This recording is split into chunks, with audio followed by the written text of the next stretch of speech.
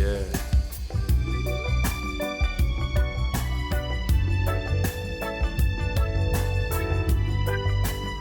Reaching out to the people of Palestine. One love. You'll be free someday. Hi, Yeah. I'm Andrew Robinson, and I would like to make this clear that this is not about demonizing any group or groups of people occupying Palestine, but to take a stand against an oppressive apartheid system that has been and still is being supported by former and present colonizers. 15% of the world's population were and still colonizers to date in 2023. The grand and great-grandchildren of those former and present colonizers are supporting a Zionist apartheid system to oppress the Palestinians. No unrepented colonizers is qualified to ask the rest of the world's population, which is 85%, to follow their rules-based order that doesn't based on international law.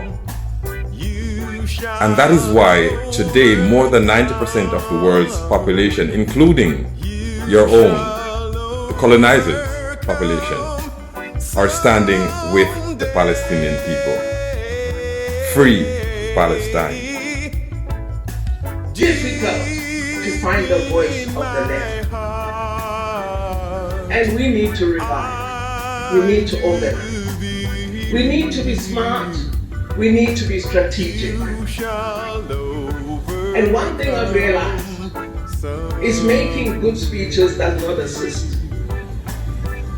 I may feel good that I had the right rhetoric at that platform, but if the next day my rhetoric has not led to action, my speech was useless.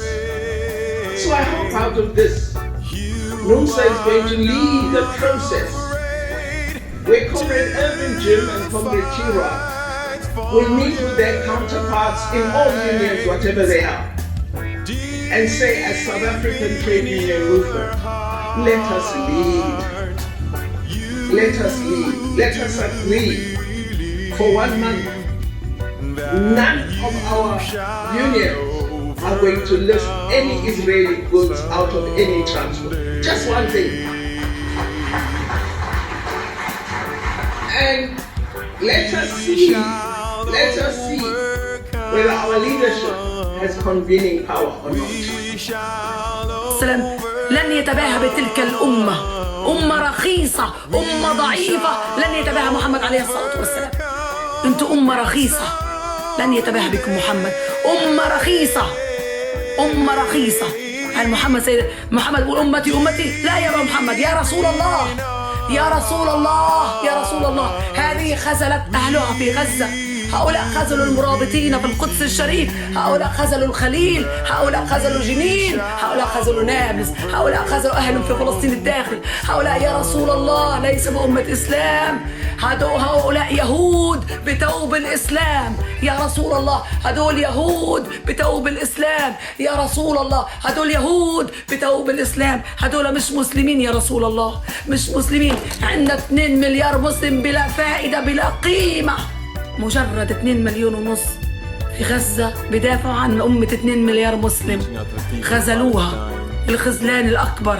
كل مرة غزة بتستناكم تساعدوها، لكن غزة اللي بترفع كرامتكم، غزة اللي بتقدم لكتير والكتير. احنا مش محتاجين منكم لا شرب، ولكن إن شاء الله بنموت كلنا، بس حنضلنا عورة، عورة في جبين كل واحد مسلم، عورة كل إنسان ساكت عن الحق، عورة فيكم. هضل أقول أنا غزاوي وعورة في وجوهكم أنا، وأنا كشفت عورات حكام العرب الصهاينة، أنا كشفت حكام العرب الصهاينة.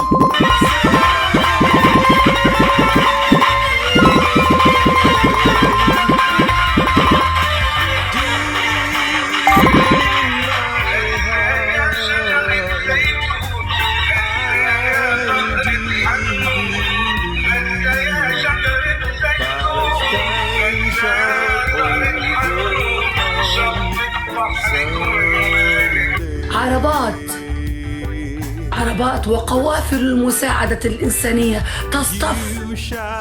تصطف على معبر رفح بانتظار إدخال المساعدات الإنسانية. أنا كان نفسي أشوف قوافل الجيوش العربية، أنا نفسي كنت أشوف جيش عربي واقف على بابي وعلى داري، أنا كنت نفسي أشوف جيش عربي واقف على باب داري أستقبل وأقول أهلا وسهلا فيك يا أخويا يا جاري، مش قوافل إنسانية. إحنا مش جعانين. But is the failure of the United States, of the European Union, of the Western powers to hold to account Israel for ongoing decades-long ethnic cleansing, war crimes, crimes against humanity, the denial of the most basic rights to the Palestinian people. The Israeli government have brazenly, publicly and openly declared their intention to commit a war crime and have commenced that war crime against the people of Gaza, saying that they intend to starve of food, electricity, water 2.2 million people. They are raining down thousands of the most sophisticated missiles known to humanity onto the most densely populated area in the world, carrying the certainty that almost every missile will incur civilian casualties. And you try to suggest there is some symmetry, some equivalence between the actions of Hamas and what Israel has been doing to the Palestinians for decades. And every single loss of life is terrible. But is the failure of the United States, of the European Union, of the Western powers to hold to account Israel for ongoing decades-long ethnic cleansing, war crimes, crimes against humanity, the denial of the most basic rights to the Palestinian people. If it's apartheid, I'm an Israeli. I was born in Israel. I even perceive myself as an Israeli patriot. I care about Israel. I belong to Israel. I'm attached to Israel. Guys, it's not about peace. It's not about symmetry. There is no symmetry. Forget about symmetry. Don't speak about symmetry because there is no symmetry. I would even suggest that there is no conflict. Was there a French-Algerian conflict? There was a brutal French occupation in Algeria, which came to its end. And there is no Israeli-Palestinian conflict. There is a brutal Israeli occupation which must come to its end one way or the other. One way was the two-state solution. One way was the two-state solution. It's a fair solution. Israel did anything possible to destroy it in an irreversible way. And now we are left only with the other alternative. There is no third way. And the one state is now 50 years old. In the front of it, there is a democracy for the Jewish citizens of Israel, with many cracks. And now with our new elected defense minister, we'll have even more cracks, but we can still claim democracy. The second regime is to our Palestinian citizens, to what we call the Israeli Arabs, who gain some kind of civil rights, but are discriminated systematically.